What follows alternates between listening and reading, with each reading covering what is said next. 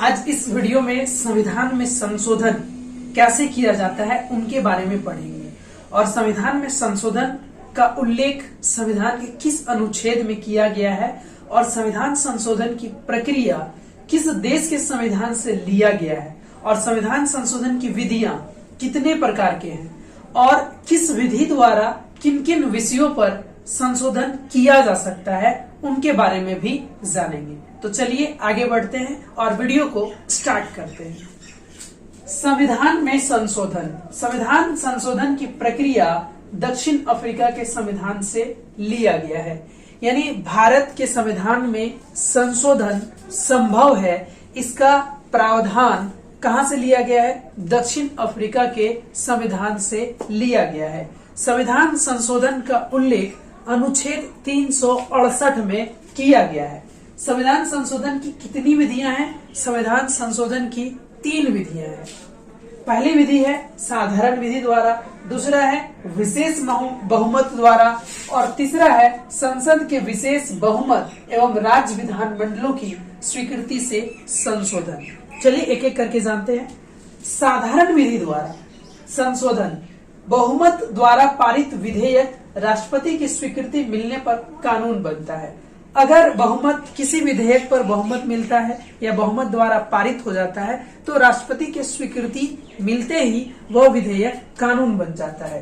राष्ट्रपति की पूर्व अनुमति मिलने पर किया जाने वाला संशोधन। अब इनमें जो है राष्ट्रपति की पूर्व अनुमति मिल जाती है तो किन किन विषयों पर संशोधन किया जा सकता है, जैसे नए राज्यों का निर्माण, राज्य क्षेत्र सीमा और नाम में परिवर्तन। अगला है संविधान की नागरिकता संबंधी।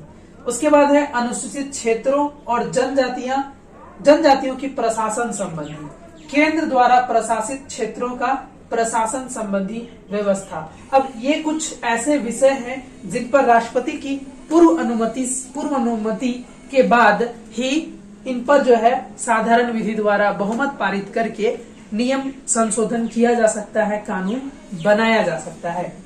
विशेष बहुमत द्वारा सदन में उपस्थित सदस्य और मतदान में भाग लेने वाले सदस्यों के 2/3 मत से पारित विधेयक राष्ट्रपति के स्वीकृति के बाद कानून बन जाता है। अब विशेष बहुमत क्या है? विशेष बहुमत द्वारा सदन में जितने भी सदस्य उपस्थित हैं और जितने भी सदस्य मतदान में भाग लेते हैं उनमें से 2/3 सदस्य का अगर यदि 2/3 सदस्यों के बहुमत द्वारा अगर यदि कोई विधेयक पारित हो जाता है और राष्ट्रपति की स्वीकृति मिल जाती है उस पर, तो वो कानून बन जाता है, संविधान का अंग बन जाता है। संसद के विशेष बहुमत द्वारा राज्य विधानमंडलों की स्वीकृति से संशोधन। अब ये जो संशोधन है, तीसरा संशोधन, संसद के विशेष बहुमत भी होनी चाहिए और राज्य के जो विधानमंडल हैं, विधानसभा और विधान परिषद, उनकी स्वीकृति से ही संशोधन हो सकता है।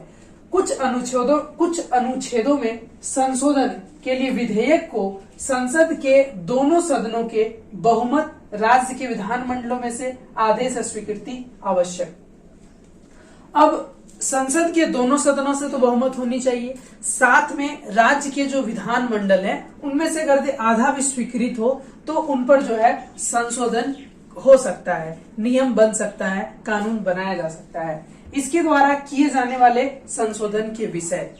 अब संसद के दोनों सदनों से भी बहुमत होना चाहिए और राज्य के विधानमंडलों से आधा स्वीकृत होने पर कौन कौन विषयों पर कानून बनाया जा सकता है या किन किन पर संशोधन किया जा सकता है। जैसे राष्ट्रपति का निर्वाचन, अनुच्छेद 54, राष्ट्रपति का निर्वाचन की कार्य पद्धति, इनमें संशोधन किया जा सकता है, बदलाव किया जा सकता है।